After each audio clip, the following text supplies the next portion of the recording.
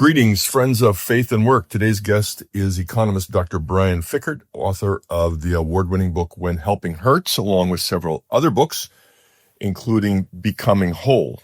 Fickert's work focuses on the way to help needy people and societies, drawing on economics, cultural analysis, and biblical principles. He argues that time and relationships are more important than money, certainly more important, more valuable than money alone. This is part 2 of a long, fascinating interview with Brian recorded several weeks ago. We hope you enjoy part 2. As countries adopt our economic systems, they are experiencing more rapid economic growth, material poverty is plummeting, and anxiety and depression are skyrocketing. So when the systems do what they're supposed to do in America, they actually make us more self-centered, more individualistic, and more materialistic.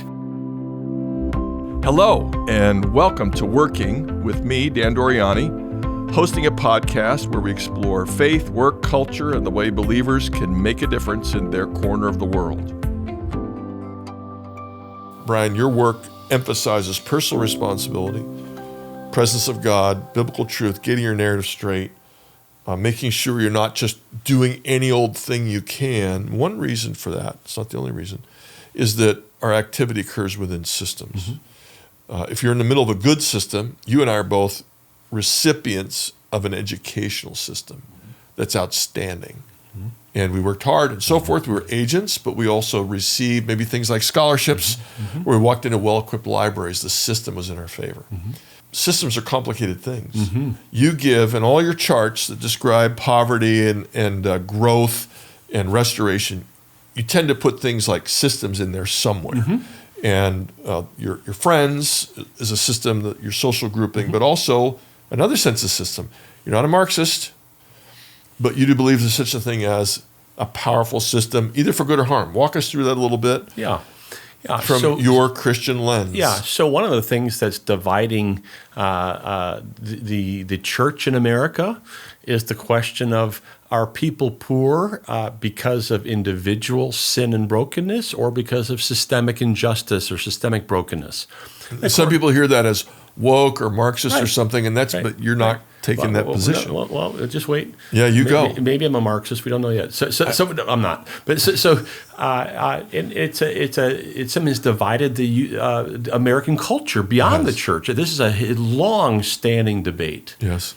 Well, so you're a seminary professor, and you are training pastors, and I suspect that you teach them about the fall of humanity into sin, right? And you expect those pastors to go out and impart this knowledge to their congregation someday. Well, I suspect that all of the pastors you've trained go back and say to their congregations, the fall has affected everything. If you ask the kids in kindergarten in their Sunday schools, what has the fall affected? The kindergartners will say everything. It's really simple. Yes. The fall has affected everything. Yes. So that's why my sister behaves the way she does. Exactly. She's fallen. Exactly. That's why she takes my toys. Exactly. So, of course, individuals are broken. Of course, trees and nature and land and water is broken. And of course, social systems are broken. This is just like Bible 101. Yeah, this should not be contentious. This should not be contentious at all. And so when people say, is it broken individuals or broken systems? My answer is always, it's more. It's broken individuals, broken systems, and demonic forces. It's everything. And so we ought to kind of calm down a little bit and just have a posture of the fall happened. And so when I see a person who is materially poor, what I'm telling myself is the fall happened. There's probably individual sin and brokenness there. They probably didn't have all the advantages I did in life. It depends on the story. Maybe they had a careless teacher. Exactly. Depends on the situation. I don't know. But my predisposition isn't to know in advance that it's 100% their sin or 100% social injustice. My predisposition is the fall happened. Yes. And it's probably really complicated. The story is probably very complex. And maybe I could kind of chill out a little bit and just say, I don't really know all that's going on here, but I do know this. Jesus Christ is risen from the dead, and he is bringing healing as far as the curse is found. He's healing broken individuals. He's healing broken systems, and there's good news and there's hope as a result of that. And so we don't have to bifurcate into different political parties. Of course individuals are sinful, and of course systems are broken. Relax. Yeah. And a broken system is prone to facilitate sin or make it easier. Oh, my word. One of the jobs of a leader, I think we would agree on this, is to make it easier to be obedient and a few more obstacles in doing things toward doing things the wrong way, as opposed to obstacles to doing things the right way. Some systems make it easier to do harm. Of course. And others make it easier to do good, kindness, justice, mercy, and some systems are tilted against certain kinds of racial groups. Yes. Some systems are tilted against certain kinds of or different genders, and so Right. so they're. It's not like the systems are all set up to make everybody flourish. The systems are often set up to make those who are in power flourish. That's just true. That's right. All throughout the Bible. This isn't, guys, brother. I'm a conservative. My dad was an Orthodox Presbyterian minister. We're like the Hasidic Jews of Presbyterianism. Don't feel like you have to explain this. But we're on your side. Yeah, the Bible's true. Yeah. The Bible teaches this. But I'm actually trying to say something even deeper. Good. That's going to be harder to even understand than this so far. Okay.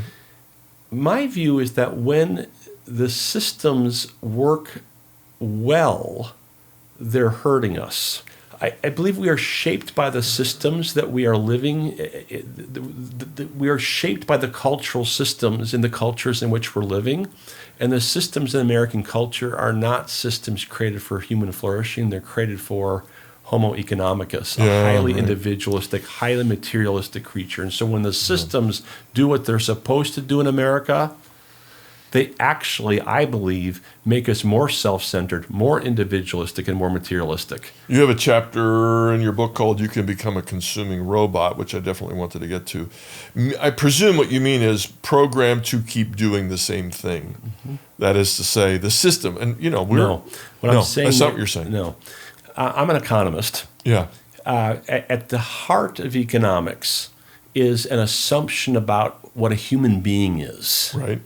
And the anthropology, the understanding what a human being is in mainstream economics is that the human being is fundamentally a material creature who's completely individualistic and completely self-centered. We call this creature Homo economicus. Right. You would never want to meet Homo economicus. It's like the worst creature. Only moved by self-interest. Self-interest will manipulate you, will do whatever they can to increase their own income and wealth so they can consume more stuff. You would never want this to be your next door neighbor.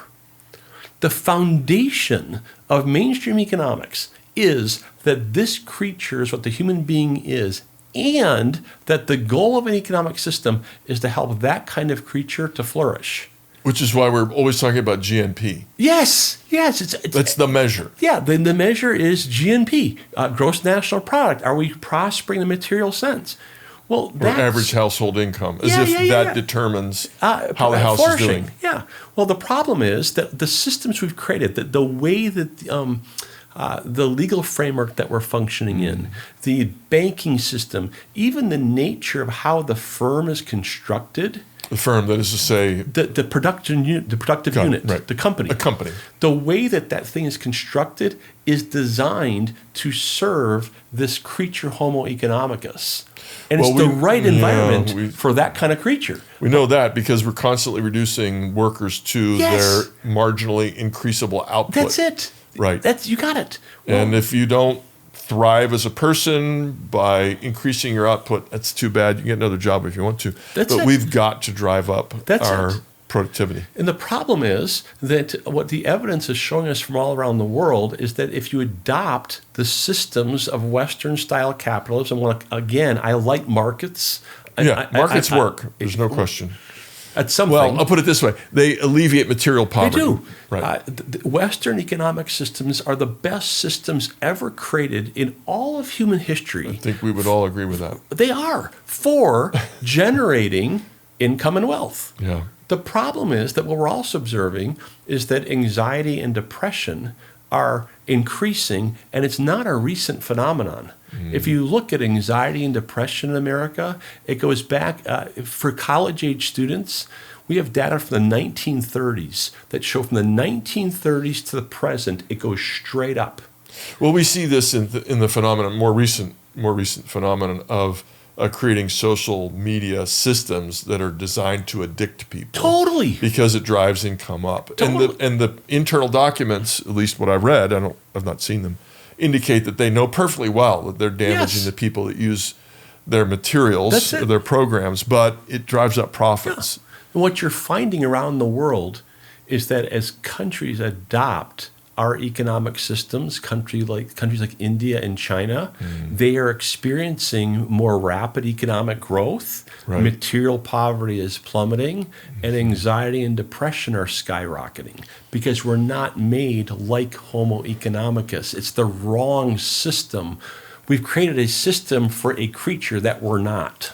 Part of the issue is that the economic system, I think we'll agree on this, but you can tell me if you don't, is that things that aren't measured economically aren't treasured. Totally. So, for example, if you're depressed, you could go for a walk for an hour, and that's actually going to be better for you than taking an antidepressant. It's going to last longer, but it doesn't add anything to GNP. Nobody's employed by it. Maybe the people who make shoes. And so we don't count that. We're not doing anything, even though it actually is more beneficial for us to go outside than it is to take a pill. Totally. Yeah, or, Robert Putnam's work about the breakdown in social relations in America.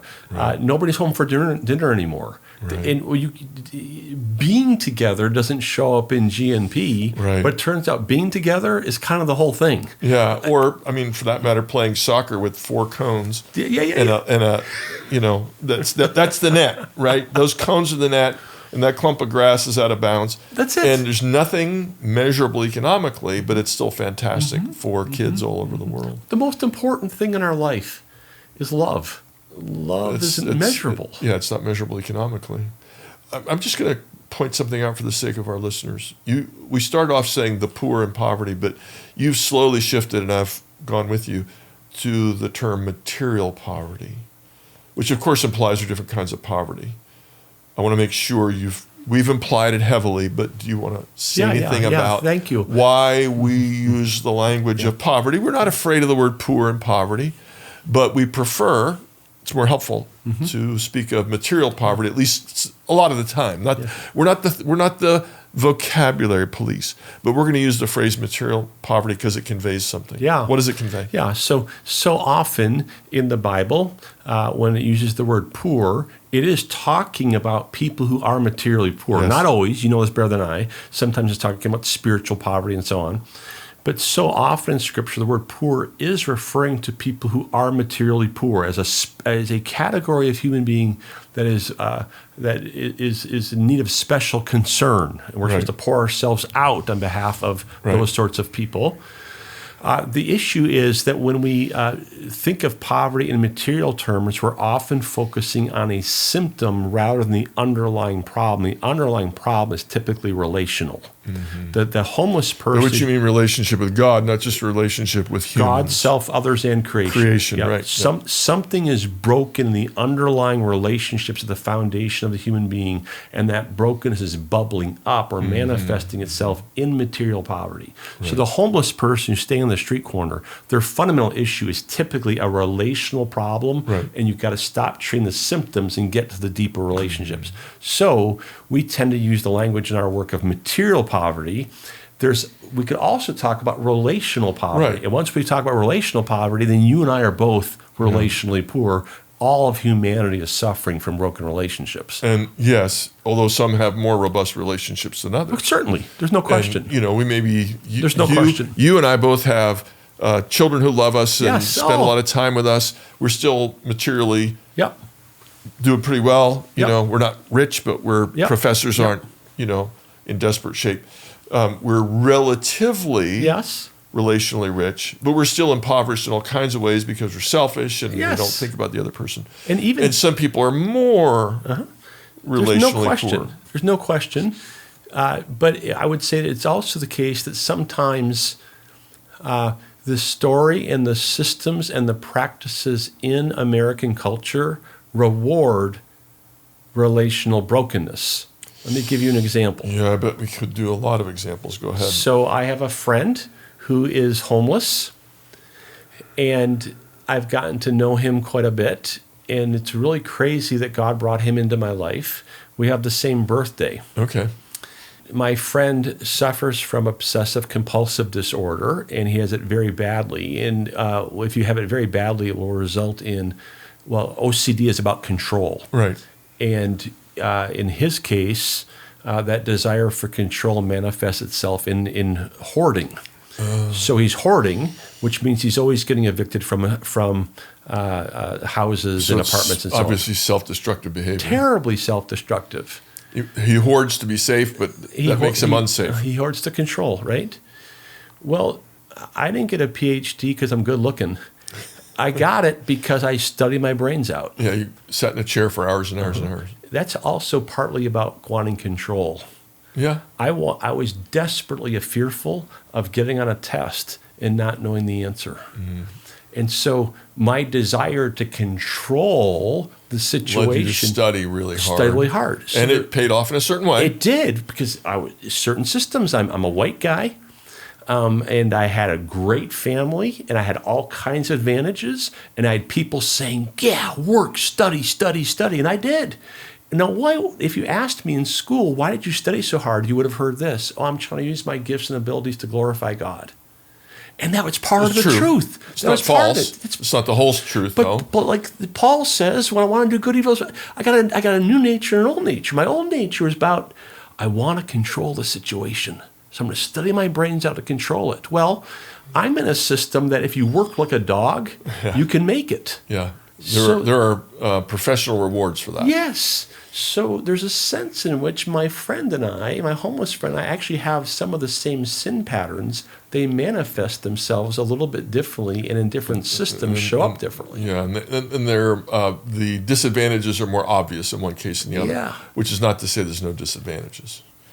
That's good. That's true. This is always interesting. We haven't known each other that long, but every time I talk to you, it's interesting. I want to just go back for a second to systems. It strikes me that as odd that Christians resist the idea that poverty and wealth and everything is systemic in political situations. I want to talk about two things. I'm going to get them both out so I don't forget. Okay, one is we all know that the sum is greater than the parts. I mean, when conservative Christians, I'm a conservative Christian, you are too, want to stress individual responsibility, I feel like, did you ever play team sports? Do you not know that you can have 7 great athletes, or there's no sport with 7 really, but 9 or 5 or 11, and it just doesn't work because you're not pulling together. Right. And you can have a team, you think, I don't know why we win. We're not the most talented, we're not the fastest, but we seem to understand how to keep each other going and never get down on each other. We're always putting forth the greatest effort that we plausibly can. We win more than we should. That's right. We know this. I mean, we're a sports crazy culture. Speaking about systems, we should learn from our own sports systems. You agree on that? Totally. The system realities are everywhere. Yeah. I mean, you can have a party and it should work and it doesn't. You should have you know what I mean. And you can have a party that shouldn't work and it does. I want to talk about something very different. Much on my mind is not just doing acts of kindness and avoiding impoverishing people in any number of ways today, but for the future. So I think of our political system, which seems to be set up, political and economic, to reward debt, especially political debt, national debt, which is in the trillions and trillions of dollars. And I look, you talked about 5-year-olds not knowing and knowing. I have a 5-year-old granddaughter, and there are times when I want to tell her, sweetie, people my age are robbing you every day. And we would like to stop, but we can't, and we don't know why. I don't know what she would say to that.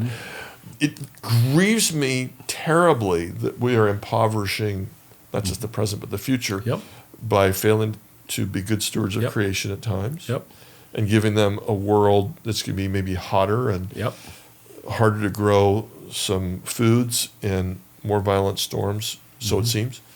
And also, they'll enter adulthood with thousands of dollars in debt per capita. You're an economist who studies systems. Can you help people like me who would love to do something about this and make life more fair for the next generation? You have any words for us? Yeah, it goes back to the fundamental problem. Sin, fallen, brokenness. Yeah, and the story that we are living into in Western civilization is the story of Homo economicus. It's a highly individualistic, highly self-centered, materialistic story. So we don't think about the next generation when we should. We don't think about the person across the street for much less the generation to 5 come. years from now, even. Yeah. Let alone 40 years It's from all now. about me today and how happy I am. And so the fundamental issue is idolatry. Yeah. It really is. Brother, there's something else I want to talk about systems and systemic brokenness and individual brokenness for a second. Sure. The way that we've been discussing it so far, in the way that certainly most Americans think about it, is that you've got individuals and then you've got systems. Well, the reality of it is there's feedback loops, right? And so and economists, by the way, mainstream economists are completely incapable of thinking this way. The way I have a PhD in nonsense, brother. Let me explain. I don't know if every economist would agree that they're completely incapable. No, Go ahead. But this piece. Okay, you're gonna make a strong thesis. Yeah, Go ahead. there are other economic schools of thought. I'll talk about that in a second. But mainstream economic thought is what's called neoclassical economics. Yes. In neoclassical economics, the human being again is this creature Homo economicus. Self-centered, highly materialistic. But what I need us to understand right now is that this creature has a very hard outer shell, almost like a coat of armor. And so buffered. Yes. So what happened? There's nothing in mainstream economics that would say that our inner beings can change or are changed. Yes. So you put this creature into different kinds of economic systems, and the world around them, their circumstances will change, but it won't change who they are inside. This is back to your graphs about the need. You have these bubbles, lines, and you have arrows coming in from above. This is part of economics. In the so says Dr. Fikkert, fighting against Paul Samuelson. So in the Bible, our inner beings change, right? We change over time. We're all becoming something, right? Okay? Well, how do we become something? Well, we live into stories, we practice those stories, and the systems embed and perpetuate the stories. We call it means of grace. Yes. Yeah. Okay. So, but you believe that our inner being can change as a result of things that are happening outside of us, right? In mainstream, we are permeable. That's it. You're permeable. Homo economicus is not permeable at all. Well, they're rationally pursuing utility. Yes. Yeah, and analyzing marginal utility. Yes, all the time. Okay. Right. Well, here's the problem. Everything we know about human beings is that the systems we live in are telling a story to us about us. Let me give you an example. It turns out that Filipino Americans have been heavily discriminated against. The culture around them says to be a Filipino is not as good as being a Caucasian American. I didn't know this. I read about this. There's a social psychologist at the University of Alaska, Fairbanks, that studied how have those messages about Filipinos been internalized by Filipinos. If the system is, brother, look, if every day you get out of bed and people are telling you that you're ugly, after a while you're going to feel like you're ugly. Yeah, all right, well, you internalize it. This isn't hard, right? Well, we appraise ourselves based on the appraisals we hear from competent people or semi-competent people. And repetition wears us all out. Yes. So what if the system is saying to you repeatedly, because of the color of your skin, You're not as good. Or your other physical features, whatever it might be. Exactly. So what he's done is he showed Filipino Americans images of Filipino culture, Filipino food, Filipino dress, Filipino hair. With approval. Yeah. No, their brains, when they see this, the Filipino Americans' brains register negatively. They go, I don't like that. Then you show them images of Caucasian American culture, and their brains register positive responses. Yes, I've seen this these is why studies also. you see Filipino Americans going and buying bleach and bleaching their skin. Now, what's going on? The systems and the individuals, they're influencing, we're internalizing it. Now, there is something in economics called institutional economics, which a lot of Christians are gravitating towards, which is an older school of thought, which recognizes the kind of dynamic interplay, but it's not mainstream economics. That's I don't want to end there, but I think We got to end. maybe we've said what we have to say. That's does remind us one more time of the need for comprehensive redemption, not only of the soul and the ideology and the theology, everything. but also of, we would call it conceptualization of the self. We would call it deeper awareness of the social impact of values of the dominant culture when touching other cultures. Let me ask you a question or two or three before we go. Question number one is, if you were walking to your car from a conference on economics and somebody said to you, Dr. Fikkert, I loved your talk, and now I want to be an economist. Not that I never thought about it before. I was vacillating between that and another field, but this has convinced me. What kind of counsel would you give them? What school would you go to? What place would you go to learn economics in a more holistic manner? Where would you send somebody? Covenant College. Okay, which happens to be where you teach. Shocker. It's good. I'm glad you like. Where would you, besides grad school, where would you tell them to go? The truth of the matter is, Or who would they read? I would have a very, very hard time recommending anything. Who would you have them read? Becoming Whole is a really good book. Okay. Yes, you're a fine author. That's why you're on this podcast. No, is there anybody else that comes anybody else near in the world reaching beside myself that comes near to reaching your level of comprehensive insight? I would recommend a guy named Bob Houtsvaart. Yeah, right. Do you know him? Yeah, that name? Yeah. So good Dutch. Goudzwaard. That's correct. Yeah. Bob Right. Houtsvaart. Who's now with the Lord. Yeah, but not long with the Lord. No, yeah, and he is a. He's a 20th century author. Much of what I'm talking about, he was talking about a long time ago. Right. When I was an undergrad, I was asked to read him, and I didn't like it. I rejected it. I thought, I hate this stuff. Really? Yeah. And now I'm realizing that he was right about so many things. He's a good man. Yeah, I really appreciate good his thinker. work. Yeah. Really appreciate I have his to work. tell you, I liked him when I read him. I'm older than you. I was 26 or something. Yeah, but I resisted it.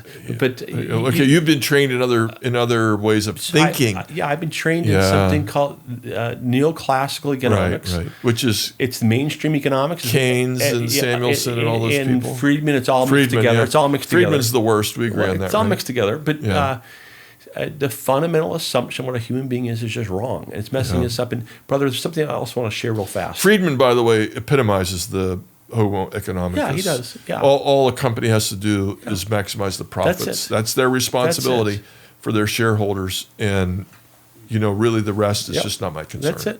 That's it. Yeah. I actually tell students that I think he can. By the way, he was explicit about that. We're not casting aspersions on the man. This was his thesis. That was his thing. Yeah. Right. Yeah. One of the reasons I'm being so hesitant about recommending any grad program is this. I actually believe that mainstream economics is a profoundly dangerous field, and here's why.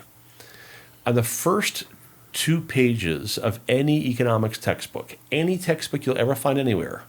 By which you mean like 101, 201, 301? Go ahead. Yep. It'll say this. Economists make a distinction between the positive and the normative. Positive statements are statements of fact that everybody can agree on, whether a Muslim, Hindu, Jew, atheist, agnostic, whatever. Right.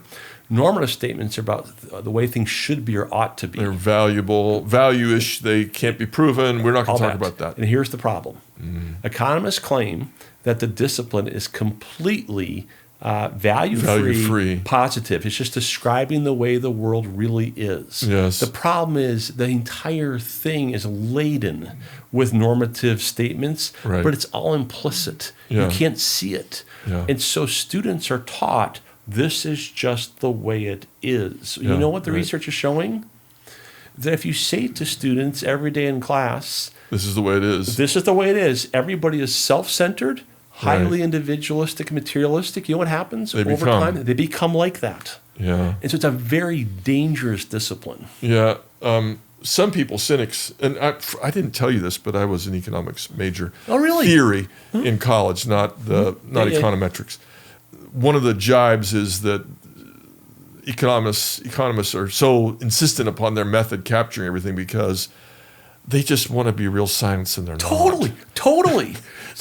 Dude, I was a math major. Right. Here I am calling Dan Doriani a dude. What am I? It's fine. One One of my kids calls me that occasionally. I was a math major. So the idea that I could use math Right. to help the world, Which is why I loved it. and economists are so good at predicting what's going to happen next quarter, aren't they? No, we're That's terrible. because- no. We're terrible.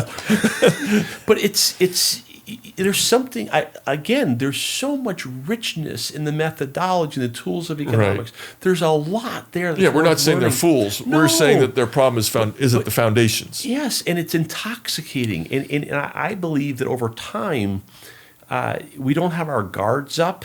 And it happened to me. Yeah, I'm going to challenge you a little bit. Go ahead. I'm going to say, don't be pessimistic about your own field. I mean, you've got to come back. You've got to send us show notes or something, or come up with something. We need Christian economists. Oh, completely. They have to be trained somewhere. So we have to send them somewhere. So let us not despair. No. Let me elicit from you hope. There is Because the most horrible discipline in the world needs Christians all the more, right? Of course. Give us something. There's plenty of outstanding doctoral programs in economics. To be honest with you, there's not much difference between them. Yeah. My discipline is monolithic. Yeah. There's shades. So what I hear is somebody out there needs, what we're doing here, whether we mean to or not, is we are calling for a young man or young woman to go forth and become an economist, to seek you out as mentor so that they can escape the clutches Well, I'm of not a sure I'm the naturalistic guy, but- system. but Find mentors in all sincerity. Find mentors, Christian mentors who are thinking philosophically and theologically, not just economics. Theology really matters. It does. It's so important. Yeah. You know, Yeah. my dad. Worldview issues. It's so important. Yeah. And so you need to go in with your eyes wide open. You're going to be complementing what you're doing in your doctoral program with additional readings. Right. There's They need mentors. But your center, you're trying to really help people understand the goodness of work, and work is worship, and work is a way of loving people. Do you realize that in economics, in the way that the theory is constructed, work is a necessary evil? Right, which is flatly contrary to what the Bible says. Yes. So right there, your center gives a unique insight. Right. God works from the beginning. Yeah. Therefore, we work before the fall. Let me just say this, Yeah. and I'm not trying We gotta to go. tout what we're doing ourselves, but we have had a number of people who are Christians who are in the field of economics. And not necessarily technical economics, but like entrepreneurs. Yeah. Like Brent Beshore recently. That's where we met us. Yeah. Right. Yeah. Whom you met at the same place. And Robin John, who's written a wonderful book called The Good Investor. There's also a man named Brett Smith I don't know at him. the University of Miami, Ohio, Okay. who is a fervent believer and has been doing research into entrepreneurship in a faith-based way. And it's hardcore economic work. I mean, I had to work hard to read his articles. He doesn't write books. Yep. He writes technical articles. And they're outstanding. So I'm going to recommend those three people who've all Terrific. been on our Yep. podcast. Brett Smith, he's a professor in the world of economics. And then practitioners, Brent Beshore, Totally. Robin John, they're out there. Oh, and we're praise going to God. hope that there's Brother. more and more coming. Yeah, and I should also mention this. The foundations of mainstream economics are crumbling. Yeah. Because People understand the weakness. and people are smashing into truth. Right. And so kind of the hardcore commitment to homo economicus, it's still there, but it's crumbling at the edges. And so there's more openness now. than even 20, 30, 40 years ago. Oh, my word. Yeah, I it's went good. to a conference at Yale a number of years ago in which one of the leading researchers in the world, I mean, just below Nobel laureate, Yeah. was looking at whether or not the gospel made a difference in the lives of poor people. Oh. And he's not a believer. Yeah. But there's a growing openness to broader understandings. The Center for Human Flourishing at Harvard University, $43 million grant to study human flourishing all over the world. A lot of economists involved in that. So the cracks are starting to widen, which creates more opportunities for Christians to really be heard and make a difference. Maybe in 10 or 15 years, we'll have a big list of places people can go. Yeah. And people they can study under. Yeah. Brian, it's been great to Thank you, visit brother. together. Really enjoyed getting to know you. So fun. And having this interaction for the last while. Thank you, brother. Thank you for your work. What you're doing here is so important. Well, you beat me to it. I say thank you for your work at the Chalmers Center. Thank you. One more time, I'm going to recommend Becoming Whole and When Helping Hurts, two outstanding books, both co-authored, but I do have the man who co-authored both of them, Brian Fikkert. Nice to have you here today. Great to be with you. Thanks for having me on your show. Working with Dan Doriani is a production of the Center for Faith and Work St. Louis. We seek to promote faithfulness in the workplace, in education, in discipleship, and in the stories of believers who've applied their faith at work. If you want to put your faith to work and change your corner of the world, visit our website, the Center for Faith and Work St. Louis. Look for faithandworkstl.org. That's one word. We'll help you start a cohort with like-minded believers who also want to practice their faith at work. This podcast is donor-supported. To keep us going, please donate on our website. Maybe more importantly, you can support us by listening, by subscribing, by sharing, by liking us, by posting us on your favorite platform, or go old school and tell a friend.